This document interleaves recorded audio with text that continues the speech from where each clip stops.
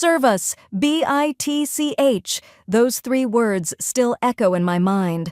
The sound of fabric tearing, my uniform ripping at the shoulder, customers gasping, phones coming out from every direction. Someone was streaming live. The comments were flooding in faster than I could process, and there I stood, in the middle of my restaurant, pretending to be just another waitress while 3 entitled brats laughed at what they thought was my humiliation. Nobody in that room knew I owned the place. Nobody knew who my father was, and absolutely nobody expected what was about to walk through that door. Before we dive into this story, I need you to hit that subscribe button right now and turn on all notifications. You won't believe how this ends, and trust me, you'll want to see karma do its absolute worst. Drop a like if you believe in justice. Now let me tell you exactly how I made them regret ever being born. My name is Nova Parker, and I'm 22 years old. Yes, that Parker. My father is William Parker, the billionaire who owns Parker Empire. Hotels, restaurants, real estate across 15 countries. You've probably stayed in one of his hotels or eaten at one of his restaurants without even knowing it. I grew up with everything. Private schools, designer clothes, vacation homes in 3 different countries. Sounds perfect, right? It was empty. I watched kids my age waste their parents' money on things that didn't matter, cars they'd crash within months, clothes they'd wear once, parties they wouldn't remember. They had everything and appreciated nothing. And the worst part? I was becoming one of them. At 20, I looked in the mirror and didn't recognize the person staring back. I had my father's credit card but not his work ethic. I had his name but not his respect.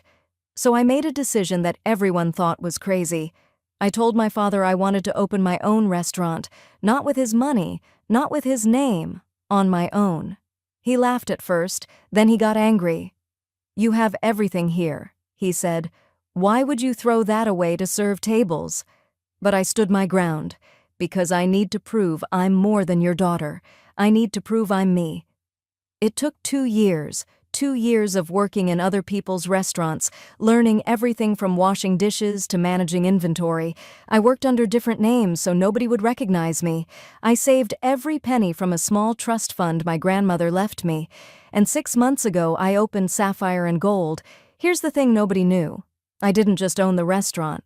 I worked there. Every single shift. I wore the same burgundy uniform as every other waitress. I served tables, cleaned bathrooms, handled angry customers. My staff knew me as Nova Bennett, using my mother's maiden name. They had no idea the girl wiping down tables owned the building. Why? Because I wanted to succeed or fail on my own merit. I wanted to know if I could actually do this without my father's name opening doors. And for 6 months, it worked. The restaurant was thriving. Best reviews in the city. Customers loved the food, loved the service. My staff respected me because I worked just as hard as they did, maybe harder. This was my identity, not my father's money, not the Parker name. This was mine. Friday night. The restaurant was packed. Piano music drifted through the air, mixing with the sound of conversation and laughter. I was working the window section, making sure every table had exactly what they needed.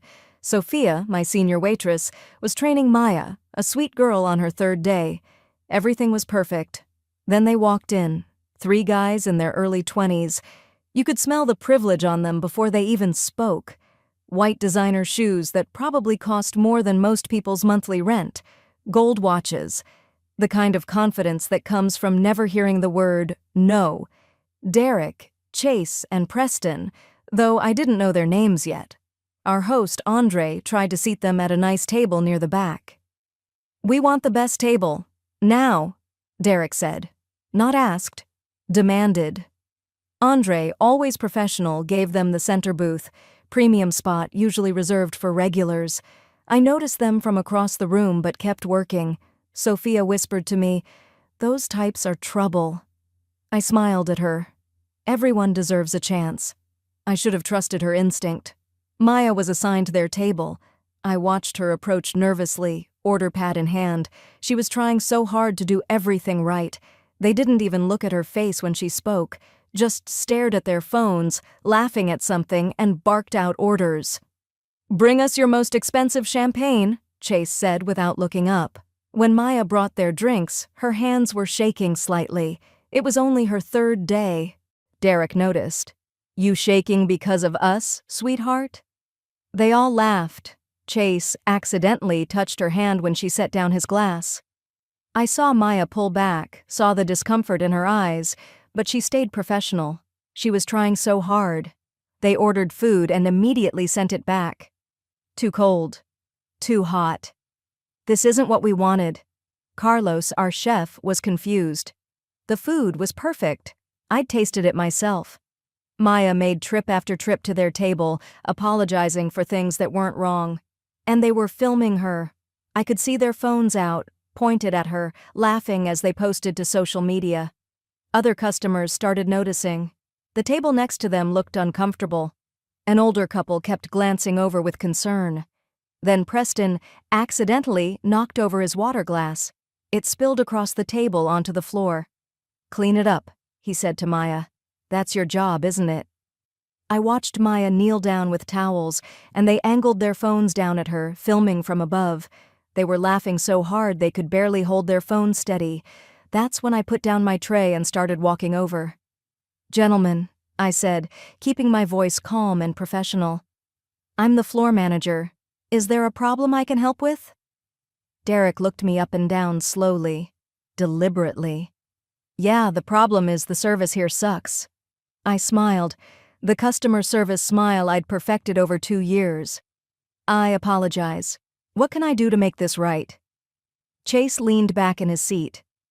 "You can start by getting us someone prettier to look at." He gestured at Maya like she was an object, an inconvenience. Preston added, "And smarter. This one's useless." I felt my anger rising, but I controlled it. I'd dealt with difficult customers before. "I'll personally handle your table for the rest of the evening," I said. "Maya, take your break." Maya practically ran to the back, and I could see she was fighting tears. I thought I could handle this. I thought I could manage them professionally, get them fed and out without further incident. I was wrong. I brought them fresh plates myself, everything perfect.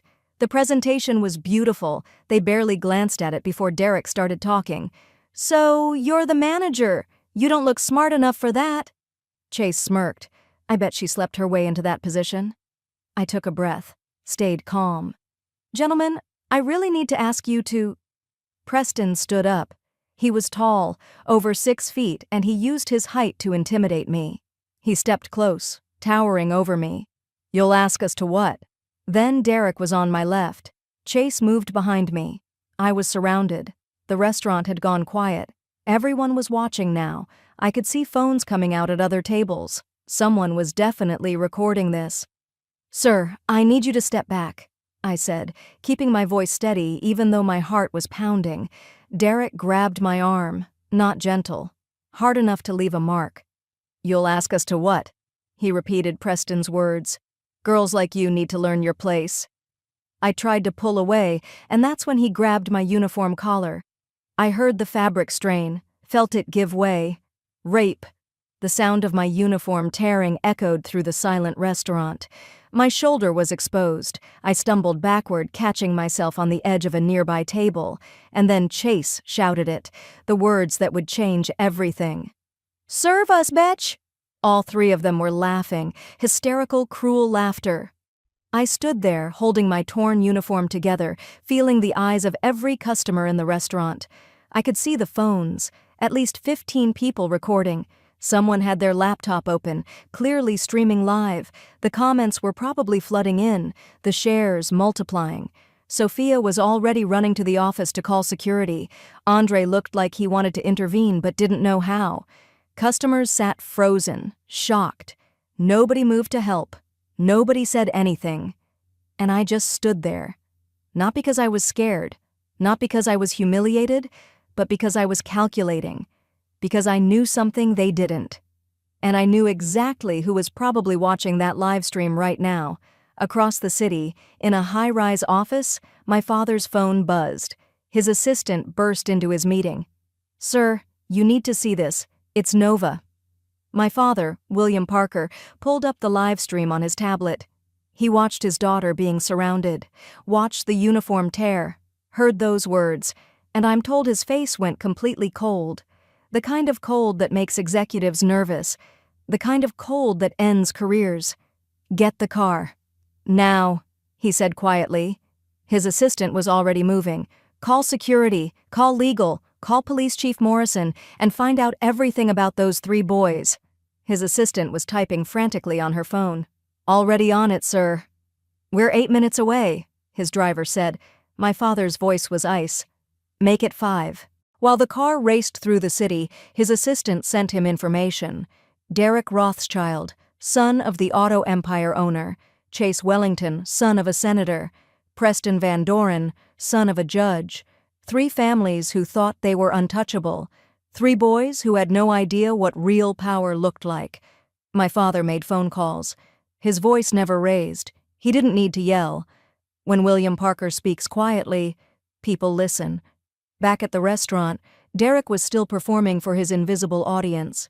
"What's wrong? Cat got your tongue?" Chase was ordering more champagne, celebrating their cruelty like it was an achievement. Preston was checking his phone, probably reading comments on the viral video. I slowly straightened up, fixed my uniform as best I could, looked each of them directly in the eye, and I said very quietly, "You've made a mistake." Derek laughed. "What mistake? Putting you in your place?" I felt something shift inside me. The fear was gone. The embarrassment was gone. All that was left was cold, clear certainty. "No," I said. "Coming to my restaurant." Chase nearly spit out his drink. "Your restaurant? You're a waitress." I turned to Andre at the host stand. "Lock the doors." Andre looked confused. In 6 months of working with me as just Nova, he'd never heard that tone in my voice. "Nova? Do it. Now." Something in my voice made him move. He walked to the front doors and locked them. Customers started whispering. "What's happening? Why are we locked in?" That's when the black SUVs pulled up outside. Through the window, people could see them. Expensive vehicles, tinted windows. The door handles rattled as someone tried to enter and found them locked. A heavy knock. Andre looked at me. I nodded once. "Let him in." The doors opened, and my father walked in. William Parker entered like he owned the place. Which, technically, through me, he kinda did.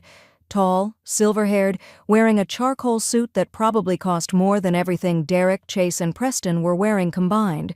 But it wasn't the suit that commanded attention. It was him, the way he moved, the energy he brought into the room. 4 security personnel followed him, 2 lawyers. The atmosphere in the restaurant completely transformed. Some customers recognized him immediately. I heard the gasps. "That's William Parker. The William Parker. Oh my God." But Derek, Chase, and Preston were still at their table, still laughing, still oblivious. They hadn't noticed yet. My father walked slowly through the restaurant, every step deliberate and measured. Customers moved aside without being asked. He reached me, and his expression softened for just a moment. "Are you hurt?" "I'm fine, Dad." The word "Dad" dropped like a bomb. Derek's laughter died mid-breath. Chase actually choked on his champagne. Preston went white as paper. My father's face hardened again as he turned to face them. His voice was quiet, but it carried through the entire restaurant. "Stand up." They stood. Not because they wanted to, because when William Parker tells you to stand, you stand. Derek tried to bluff his way out. "Look, sir, we didn't know—" "Didn't know what?" My father interrupted. "That she's a human being deserving of respect?" Chase stammered. "It was just a joke." "A joke?" My father's voice could have frozen fire. "You assaulted my daughter, and you call it a joke." Preston tried. "Assault? We barely touched." The security personnel took a step forward. My father held up one hand. "Don't. They're not worth your time." He pulled out his phone. "I've already made some calls during the drive over." He looked at Derek. "Your father owns Rothschild Auto Empire, correct?" Derek nodded, unable to speak. "The bank just called his loans, all of them." Derek found his voice. "You can't—" "I own the bank," my father said simply. He turned to Chase. "Senator Wellington is your father?" Chase could barely nod. The Wellington family receives significant campaign donations from Parker Industries. Received, past tense. I've also shared tonight's videos with his major donors. And the press, I imagine his re-election campaign just became very difficult. Chase was shaking visibly now. Finally, my father looked at Preston. Judge Van Doren's son? How proud he must be. Preston was already crying. I've sent tonight's footage to the State Bar Association and the Judicial Review Board. Your father's up for state Supreme Court nomination, isn't he? I suspect that nomination will be withdrawn by morning. Please, Preston whispered. My father addressed all three of them. You thought you were powerful. You thought your father's names protected you. You have no idea what real power actually is. Then it was my turn. I stepped forward, still holding my torn uniform together. This restaurant, Sapphire and Gold, is mine. I built it from nothing. Every table, every light, every piece of silverware. I worked for 2 years to open this place. Not because I had to, because I wanted to prove I was more than a name. Derek tried to interrupt. We didn't know. That's exactly the point, I said. You didn't care to know. You saw a waitress and thought she was beneath you. You saw someone serving you and thought that made you better. You're banned for life from every Parker establishment worldwide. That's 247 restaurants, 89 hotels, and 34 resorts.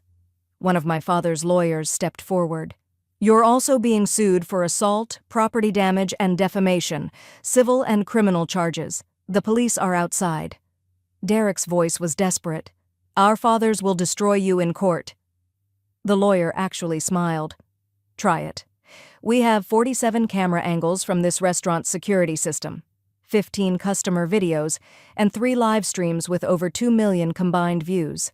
Your fathers can't protect you from the internet. On cue, police officers entered. They handcuffed all 3 of them.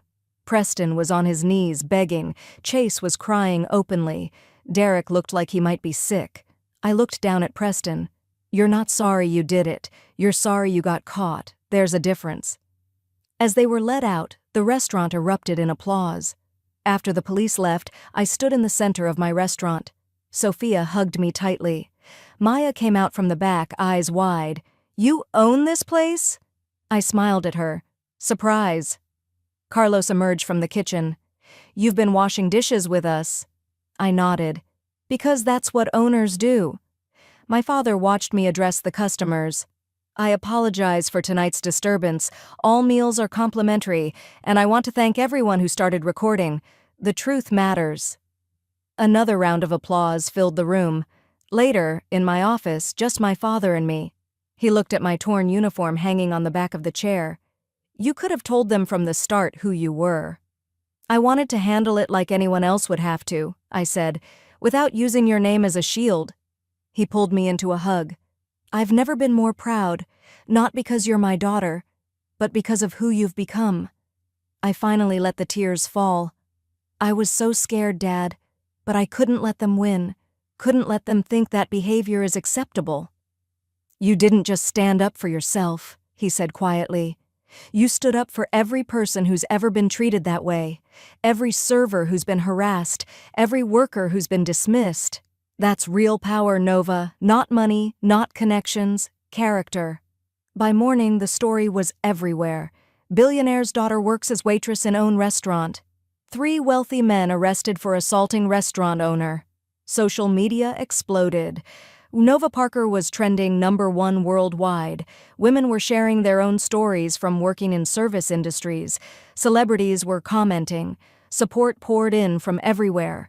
The fallout for Derek, Chase, and Preston was swift and brutal. Derek's father faced bankruptcy. Chase's father lost his re-election. Preston's father withdrew from the Supreme Court nomination. All 3 boys became unemployable, their faces plastered across the internet as a cautionary tale. But my story wasn't about revenge. It was about something bigger. I held a staff meeting the next week.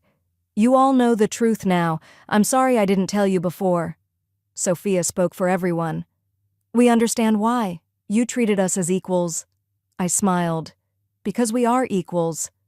I announced new policies, profit sharing for all staff, healthcare coverage, college tuition assistance, and a zero-tolerance policy for customer harassment. No staff member will ever face what Maya and I faced, and if they try, I'll handle it, every single time. I called Maya into my office privately. I'm offering you a scholarship to hospitality school. When you graduate, there's a management position waiting here. She broke down crying. Why would you do this for me? I took her hand. Because I see myself in you, and because talent deserves opportunity. 6 months later, Sapphire and Gold was thriving more than ever, not because of the controversy, but because we'd stayed true to what mattered. Good food, genuine service, respect for everyone who walked through our doors. I opened a second location, this time with everyone knowing from day one that I was the owner. I hired an all-women management team and focused on supporting working mothers and students. Then one evening, a young man walked in, nervous, mid-20s. He asked to speak with me. It was Preston. Security moved forward, but I waved them back. We sat at a corner table. I don't expect forgiveness, he said quietly. I just needed to say I'm sorry, really sorry. I lost everything. My family, my future. I deserved it. But it made me see who I was. I've been in therapy, working construction, learning what real work means. He stood to leave. I just wanted you to know that you changed my life. Not the punishment, though that too, but how you handled everything with dignity I never showed you.